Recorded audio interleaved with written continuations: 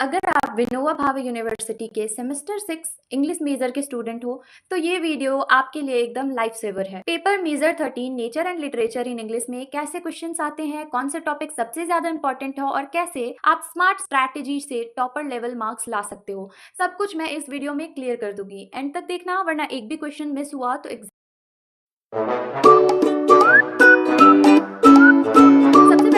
Syllabus. ये paper 2 units में divided है। यूनिट 1 पोएट्री, वर्ड्सवर्थ के poems daffodils, the solitary reaper, the world is too much with us, then Coleridge का epic the rime of the ancient mariner, prose Annie Dillard की pilgrim at Tinkers creek. और हाँ, एक और चीज याद रखो, थ्योरी डेफिनेशंस भी आ सकते हैं जैसे इको क्रिटिसिज्म, पेस्टोरल और सबलाइम। मतलब टेक्स्ट और थ्योरी दोनों प्रिपेयर करना ही होगा। नाउ एग्जाम पैटर्न को, एग्जाम के स्ट्रक्चर को समझ लो। 2 ग्रुप्स होते हैं क्वेश्चन आपके पेपर में। 2 ग्रुप्स होंगे। ग्रुप ए में 1 मार्क के 5 क्वेश्चन होंगे और आपको 5 करने होंगे। छोटे छोटे आंसर्स लिखिएगा according to the marks.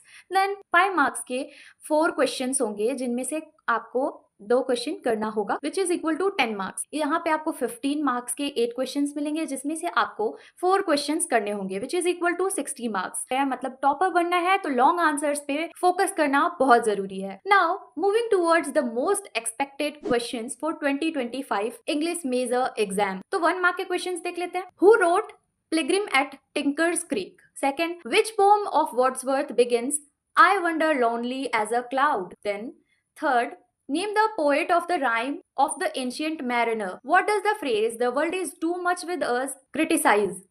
Define eco-criticism in 1 line. What punishment did the ancient mariner receive for killing the albatross? And the last, which mountain or landscape inspired Wordsworth the most? Examiner जो हैं वो names, titles, direct facts और की term से ही questions देते हैं 1 mark के लिए। So these are important for your exams, रट लो।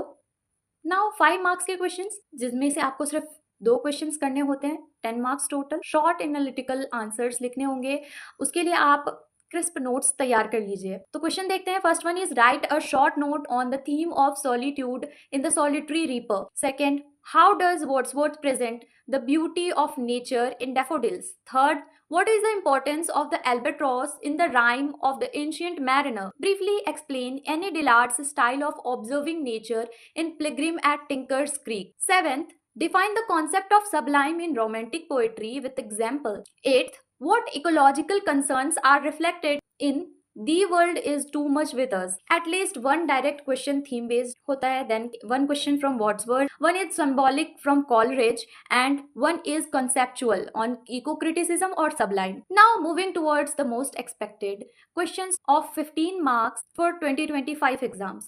तो Unit 1 Wordsworth and Coleridge से questions आ सकते हैं। First one is compare and contrast Wordsworth's treatment of nature in Daffodils and the Solitary Reaper. Second, critically analyze The World is Too Much with Us as a protest against materialism and human alienation from nature. Third, discuss the theme of guilt, punishment and redemption in Coleridge's rhyme The Ancient Mariner. Fourth, evaluate the role of supernatural elements in rhyme of the ancient mariner in relation to nature. Unit 2 Anne Dillard. First one is examine how Anne Dillard combines observation, philosophy and spirituality in Pilgrim at Tinker's Creek. Second, in Pilgrim at Tinker Creek, nature is both terrifying and beautiful.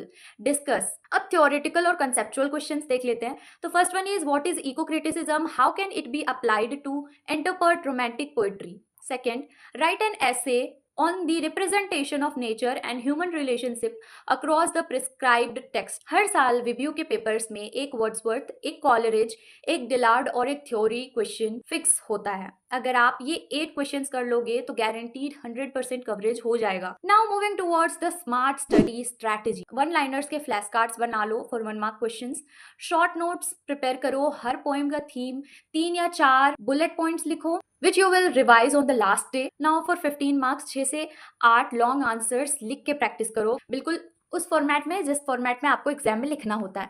Quotations जरूर include करना, Wordsworth, Coleridge, एने Dillard सबके 2 से 3 quotations रट लो। Answers में अगर आप quotations frame करोगे वो एक प्रोफेशनल लुक प्रोवाइड करेगा आपके आंसर्स को एंड टीचर को फील दिलाएगा आपने सिलेबस करा है। The theory then theory, eco criticism, sublime, pastoral, इनके शॉर्ट डेफिनेशंस रट लो। दोस्तों, अगर आप चाहते हो कि एग्जाम में टेंस्ड ना हो और टॉपर लेवल मार्क्स लाओ तो बस इस वीडियो का सिलेबस ओवरव्यू और एक्सपेक्टेड क्वेश्चंस फॉलो करो। ट्रस्ट मी, रिव्यू के पेपर में ये ही रिपीट होता है।